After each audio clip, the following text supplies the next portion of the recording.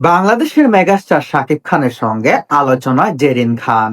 বেশ কয়েকদিন ধরেই দেশের চলচ্চিত্র পাড়ায় গুঞ্জন, বলিউড অভিনেত্রীর সঙ্গে নতুন সিনেমা জুটি বেঁধে কাজ করবেন টলিউড সুপারস্টার শাকিব খান।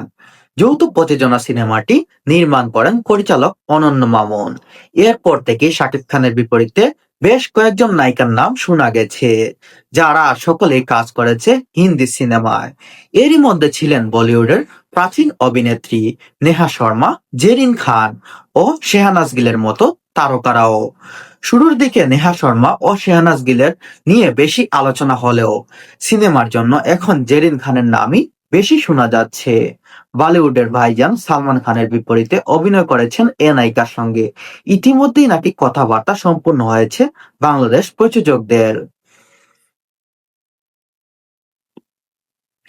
বিষয়টি নিশ্চিত করেছেন নির্মাতা অনন্য মামুন।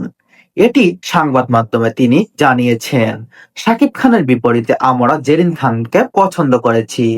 তার সঙ্গে সব ধরনের কথাবার্তা সম্পূর্ণ হয়েছে। এখনো পর্যন্ত এখন প্রযোজক থেকে নিশ্চিত করলেই জেরিন খানের নাম অফিসিয়ালি ভাবে ঘোষণা দেওয়া হবে। যদিও সেই সিনেমাকে নিয়ে এত আলোচনা, এখন সেই ছবির নামই নিশ্চিত করা হয়নি। কেউ বলছেন ছবিটির নাম সাইকোপাথ, আবার কেউ বলছেন